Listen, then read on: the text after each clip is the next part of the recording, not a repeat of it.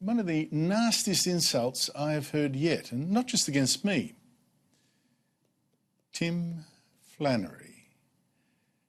To me, Flannery is the perfect symbol of the death of reason. Flannery is actually an expert on mammals, but the Gillard Labor government made him our chief climate commissioner because he was our most famous global warming alarmist, making outlandish predictions. Now, Tim Flannery is today chief counsellor of the Climate Council and also a professorial fellow at Melbourne University and still preaching on global warming, except he now writes on the taxpayer-funded Conversation website that he has failed.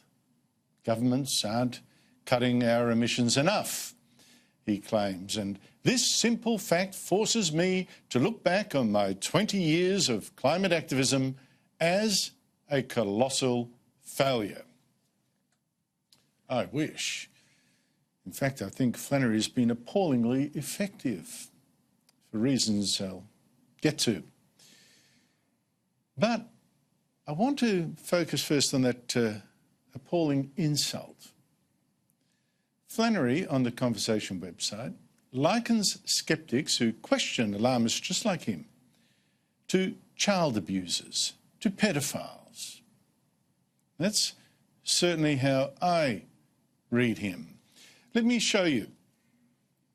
Flannery first warns preposterously that man-made global warming and a loss of resources is going to wipe out most of the Earth's population of nearly 8 billion people. He says British scientist James Lovelock has predicted a future human population of just 1 billion people. Mass deaths are predicted. Let me just pause there on the mass deaths. James Lovelock has in fact since admitted he was too alarmist, and he says Flannery was as well.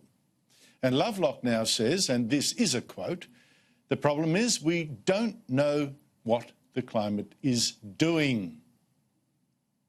But don't bother Flannery with the facts. He says he's furious with the evil people working to make sure that this great slaughter of billions happens. Now, he says the climate crisis has now grown so severe that the actions of the denialists have turned predatory. They are now an immediate threat to our children.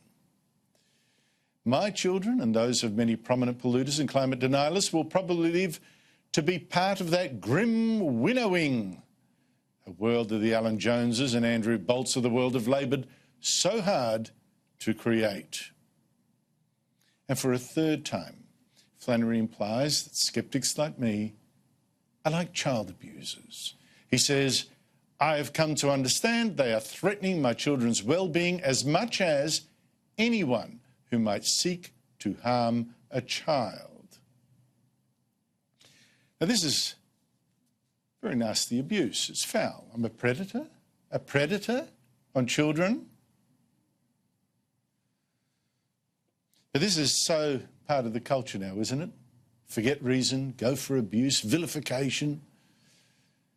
Now, like Flannery, I do have children. And if I thought there was the remotest chance of our global warming wiping them out, I would pledge my every waking hour to fighting for cuts to our emissions.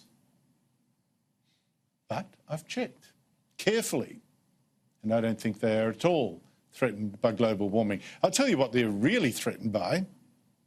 They're threatened by the culture of unreason that Flannery represents, the wild scaremongering, and they're threatened by the huge cost of listening to false prophets just like him. For instance, Tim Flannery in 2007 claimed that global warming was causing droughts, claimed it was causing the rain to dry up. Even the rain that falls isn't actually going to fill our dams and our rivers. But then down came the rain, flooding Brisbane and filling rivers and dams, including Sydney's giant Warragamba Dam. What's more, a real climate scientist, Professor Andy Pittman, head of the ARC Centre of Excellence for Climate Extremes, he now tells us, well, no, global warming isn't causing droughts. This may not be what you expect to hear, but as far as the climate scientists know, there is no link between climate change and drought.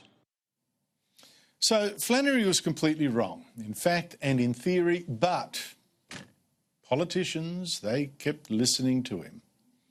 Especially when he claimed, again more than a decade ago, that in Adelaide, Sydney and Brisbane, water supplies were so low that they needed desalinated water urgently, possibly in as little as 18 months.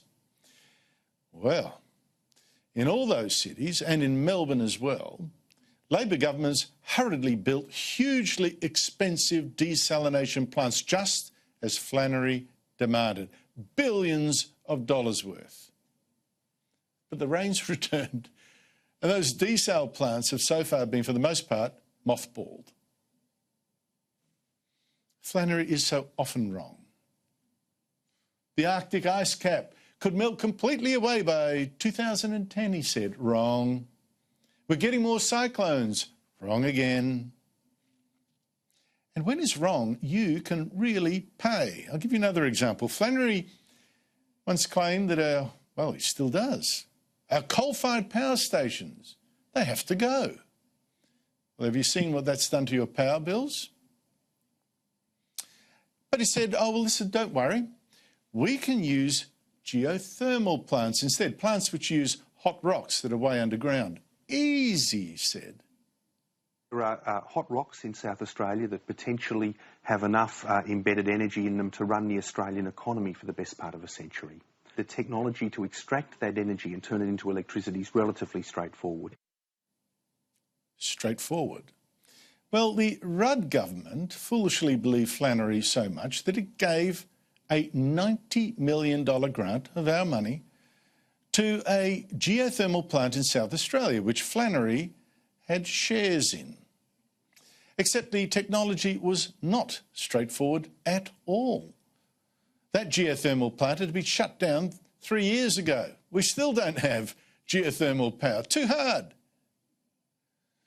So, how should we describe Tim Flannery, who misrepresents experts, misstates the science, makes wild predictions that don't come true, urges us to waste billions of dollars, and scares even children with claims that billions of us will be wiped out?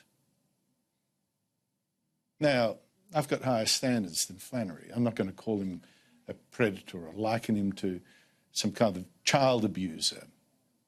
I'll keep it simple. He's a crank, a very modern, taxpayer-funded, university-employed crank.